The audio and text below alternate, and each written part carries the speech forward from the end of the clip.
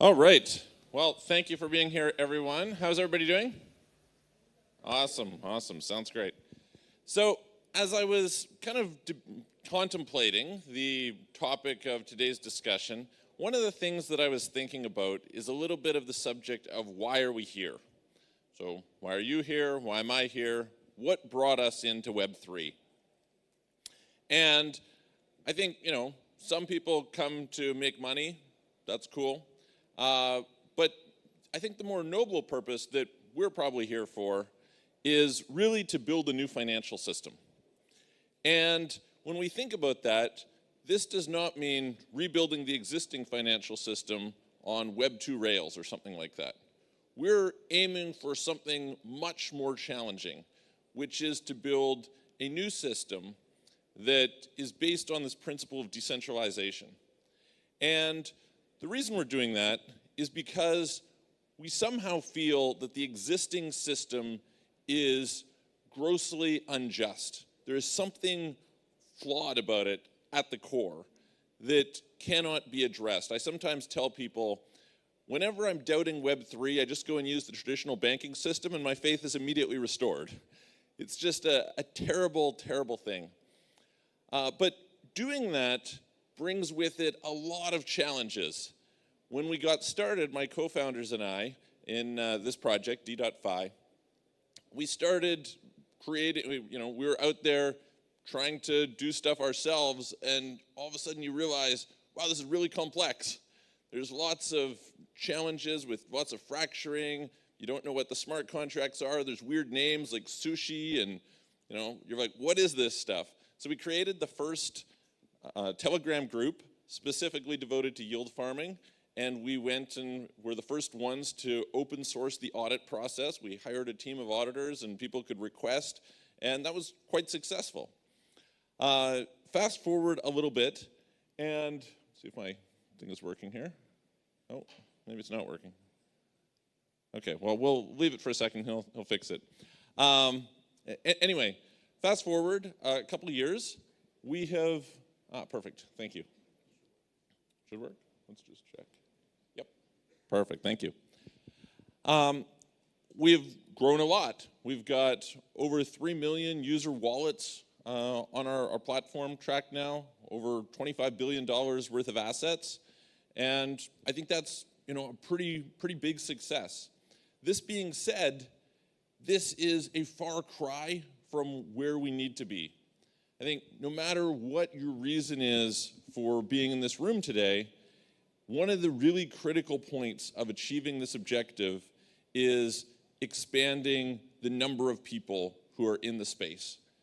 And this is necessary if you believe in building a new financial system because of the fact that finance has these deep network effects, right? I was talking to a friend the other day and we were discussing a little bit about the idea of putting corporate bonds on the blockchain.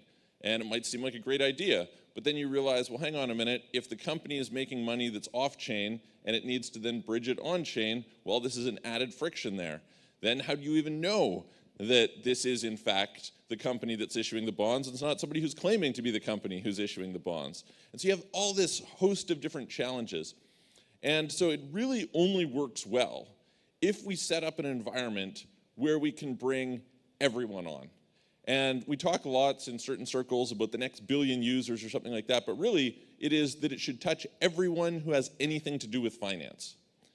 And what we discover as soon as we go out and we try and achieve that objective is there are a whole host of challenges. And certainly there are, some great people, probably you guys are among them, working on really interesting things. For us, there's a few key areas that we're heavily focused on. And these would be, first of all, the usability. One of the things that we notice a lot, and you guys have probably seen it yourself, is there is a lot of fractured experience out there. So just a simple example, if you were to tell somebody, hey, you should get into DeFi, what do they do? Where do they go? It's not really that easy to figure this out.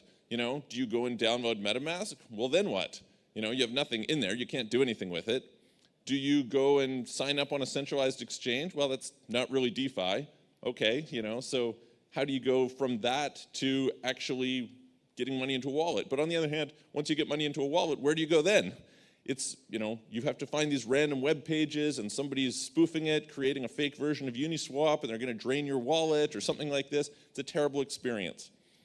And the second part is we track in De.Fi all the different hacks and scams and things like this. Well, over $77 billion have been lost to hacks and scams. We're not talking about people who have bought up high and then it's gone down. We're talking about, projects that have had rug pulls. We've talked about situations where people have gone and created infinite minting inside the contract deliberately to take away from the money of the users. Let's just be honest.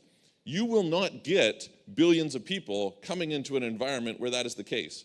Can you imagine if you put your title of your house onto the blockchain and somebody could go and through some exploit take it away from you? This is a terrible environment. I remember back in the day losing money on centralized exchanges.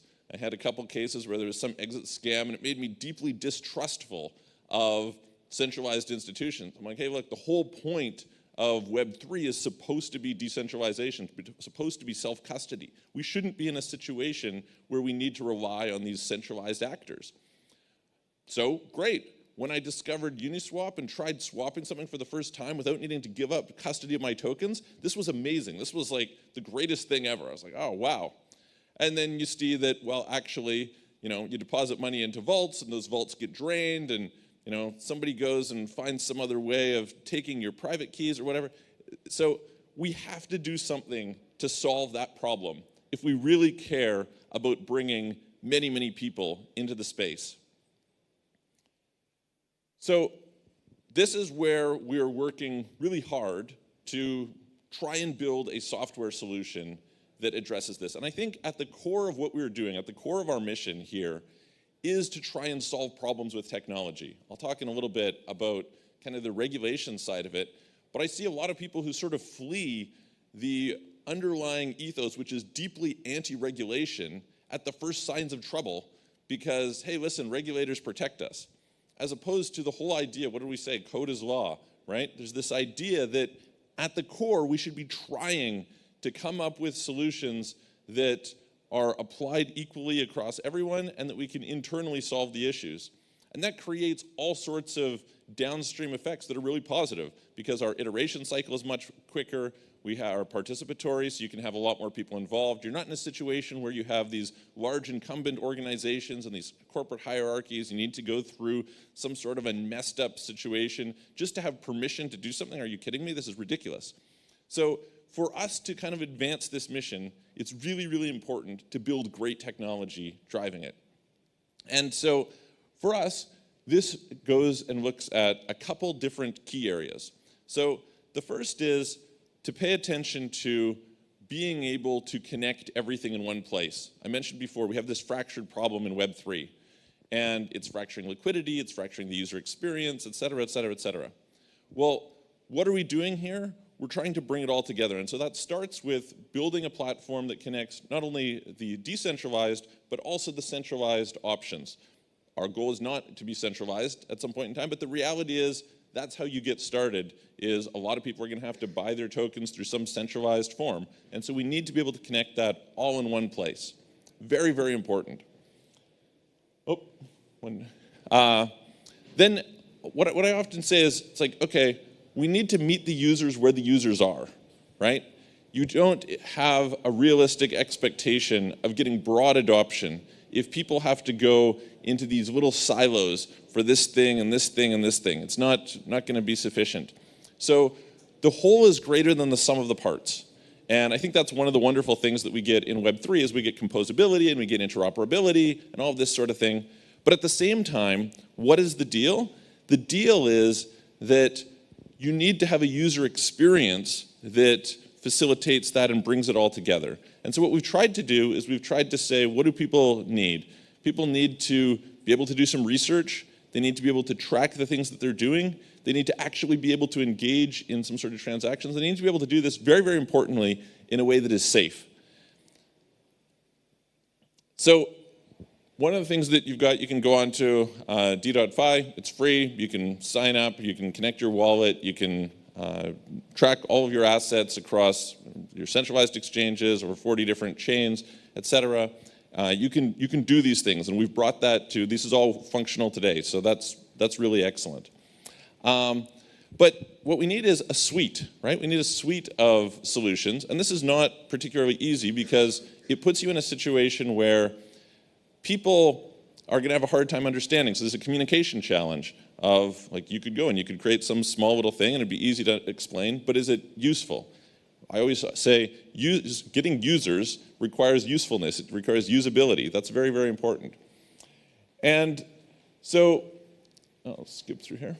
So what have we built? We built this concept of the antivirus. And some people say, hang on, antivirus, it's the wrong word. It's like, well, again, do we want to bring on tens of millions, billions of users? We need to communicate in the language that makes sense to those people. And as I said, back in the day, what we did was we went out and we hired audit teams and we got people internally and we open sourced that to the community, and that was quite successful. The problem is, what do you guys all know? Audits take days, maybe weeks. They cost a lot. They're prone to human error. And you're in a situation where there are tens of thousands, at some point probably millions, probably there will be billions of smart contracts out there. You simply cannot deal with that in a conventional fashion. And the good news about this problem is this is a problem that has been solved in the past.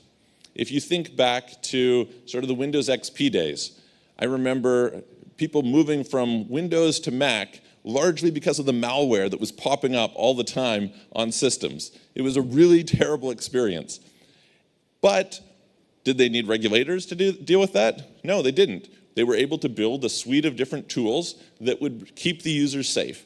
And we really strongly believe that this is important. So the idea of building this kind of Web3 antivirus project is to automate the smart contract audit process. And so we started with static analysis. We went through and we documented through what we call the RECT database and our weaknesspedia, as we call it, all the different failures that have happened within smart contracts. And so we could scan these different smart contracts for it. And on top of that, we built dynamic scanning, which allows us to go and look at the code and look at the execution maps and pay attention to, all right, what are the different dependencies that are here? What's the current state? And what does that mean in terms of the safety of the overall project, or the overall protocol, smart contract, et cetera? Very, very important.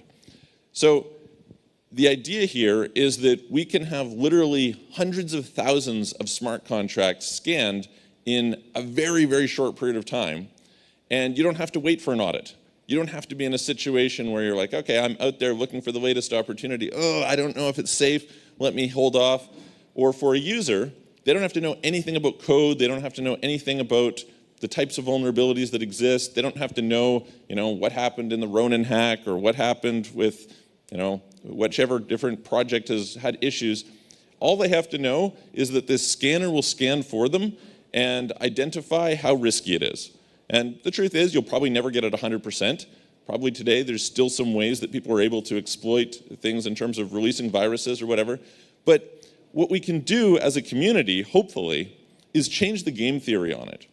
And I think it's one of the really interesting dynamics that's at work in Web3 that's different from a lot of different other environments, is we start with the assumption of adversarial environments. If you think about Byzantine fault tolerance, if you think about sort of the way that consensus algorithms work, they assume bad actors, right? And you try to build a system that is resistant to those bad actors. Well, you sort of need the same thing here. Why is it that so many people are coming out and finding exploits in different contracts and creating different projects that are malicious? Well, it's because of the fact that it's really profitable to do so, right? You can, with relatively little money, deploy something that can take a whole bunch from people. And we need to change those economics. We need to make it really expensive for people to attack with very little payoff. And one of the ways to do that is that every user should be able to see in advance whether there are these vulnerabilities. If they can see in advance that there are these vulnerabilities, they're just not likely to put their money in there. If they're not likely to put their money in there, then the people who are going and deploying them are not going to deploy contracts like that. And you kind of reverse this whole effect and hopefully drive out a bunch of the bad actors. Again, we'll never be perfect, but if you can get the majority of the way there, there's a certain tolerance if you think about the conventional financial system. What have we got? Is there a certain amount of fraud in traditional finance? Yeah, there is. Do people make mistakes and lose money and things like this? Yeah, they do. But there's like some probably reasonable percentage that you're willing to tolerate, and it can still be functional. That's where we need to get to as a community. So it's really important to do that in such a way that it builds not just for us and the user, but across the whole ecosystem. And so one of the things we've done is we've gone and we've created APIs so that anyone can now access this same technology and be able to stretch it across their own platforms. So we've partnered with CoinGecko. They're one of the people who's integrated us now. You can see there's a bunch of different universities who are using us in their research, et cetera, Anchor Protocol, and a bunch of others that are starting to engage in this. Because the idea is to build not just a piece of software that somebody might or might not use, but to build an entire layer that stretches across Web3 and connects it and keeps people safe so that they can get onto this new technology, they can take advantage of all the benefits without having to worry about the drawbacks. Now, one thing about that is also an issue, I was mentioning usability, very important. The reality is, what do we know? We know that people are probably not going to sit there and manually scan each thing. You just kind of think, again, using the analogy of, I don't know, Norton or Sophos or something like this, would somebody go to a website, like, okay, scan the website, wait for this to happen, et cetera? No, they're probably not going to do that, right? It's just, it interferes with the user experience too much. So what we need to do is we need to automate the process for them, so it's just happening in the background. So we created what we call our Shield product.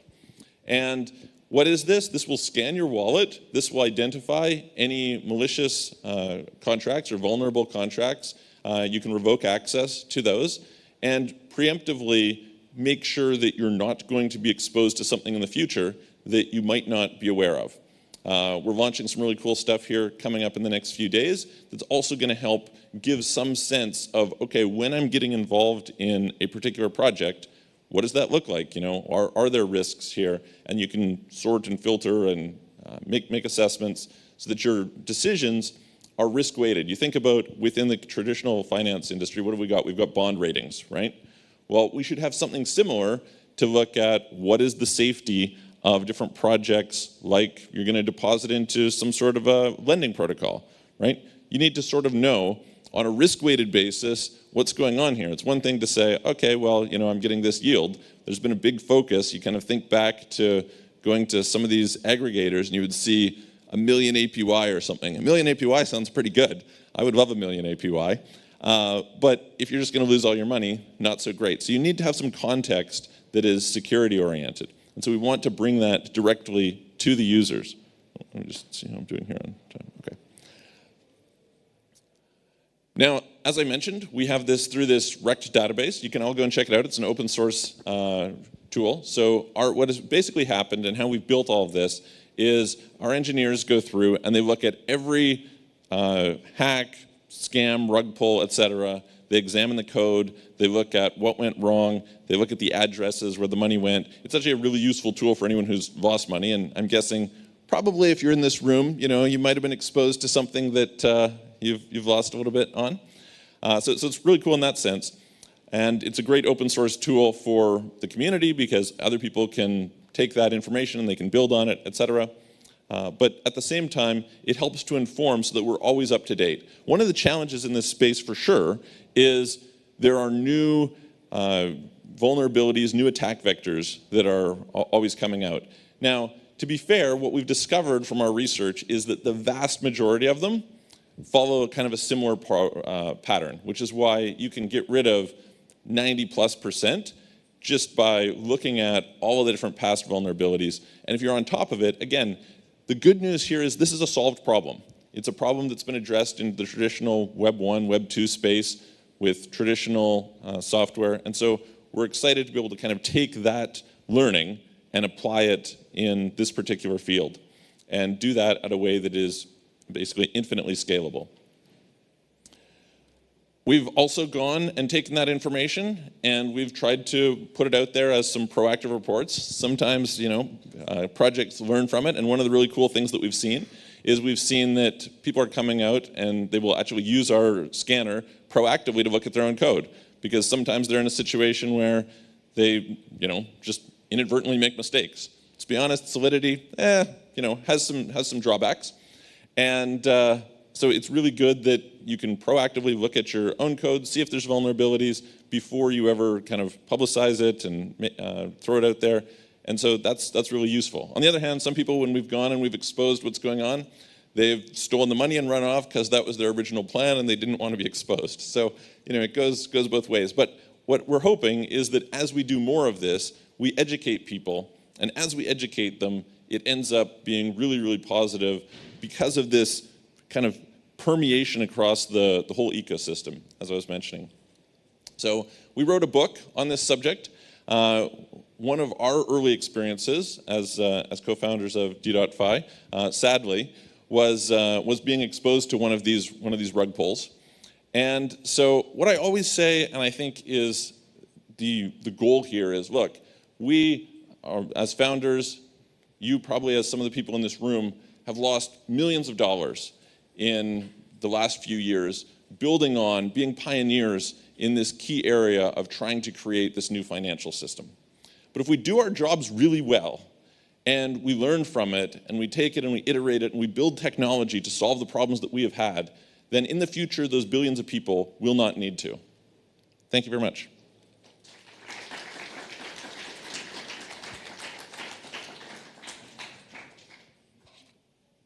All right. We're gonna get questions now. We got a couple of microphones that we can place it around. Just raise your hand and we go for it.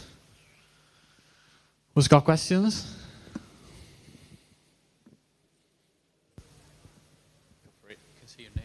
Hello, Carlo. Hello, Carlo. Just a curiosity question. I got scammed once with Infinity approval contract on a token on my wallet, and I got in touch with the project. I got in touch with the MetaMask support team. I was curious about why there is not a standardized function or place where you can track the scam, and then this way the scammer cannot get away with the funds stolen. It didn't seem that MetaMask had it, so it felt like, okay, but it's all traceable. How will it get out with the money? But it didn't appear to exist such a database or an easy way to track stolen funds, because it's very probably easy to do. I don't know how to use MetaMask Etherscan perfectly, so I was kind of lost, but I guess it's all traceable. So why doesn't exist something like this already? Yeah, I think, part of my optimism for what's going on in general is that we're quite early. And so it was interesting, we hosted a Web3 security conference yesterday, and some people talked specifically about that subject. So there are some tools out there, and the issue is basically, number one, that they're not ubiquitous yet. So we're just kind of too early in terms of rolling them out. I would encourage you to go and check out our rec database and see what's going on there. But there's some other monitoring tools that are becoming pretty sophisticated and are helping with this. And they're increasingly getting rolled out into various different places like centralized exchanges, et cetera. But I think part of the problem, fundamentally, unfortunately, is that there's a financial incentive for people to accept those funds and flow them through bridges and accept them onto exchanges and things like this. And so certainly as a community, we need to do more to push on that, because, that's exactly. It's correct thinking that besides mixers, it's all traceable, so they cannot cash out on a centralized exchange because it's all traceable. So it is like this? It is all traceable, yeah. Everything, barring like Monero or something like that, every transaction is public and immutable, so you can follow it through. Yes. And there's some pretty good tools for being able to follow those funds, where they've been, where they're going, et cetera. And so in theory, it's something that they can address. And you'll see some examples of where exchanges have frozen funds specific to given hacks, et cetera. But you're right, it's not nearly as much as it should be. One last question for the sake of time.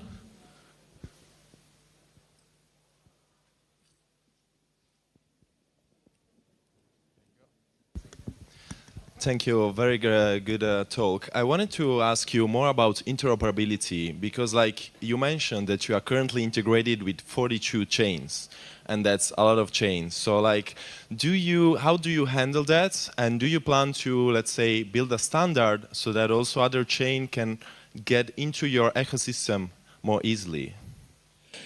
Yeah. So. It depends on which aspects of what we're doing. So we've built some SDKs, so that's one thing that's helpful. You do have to kind of look at it from both directions, right? From the direction of, okay, we can go and build stuff to integrate, but ideally other people build integrations with us. But of course, people have to want to do that. So hence, SDKs help a little bit in that regard. And the APIs definitely are opening up a lot of possibilities. So really happy about that, which is fairly new for us.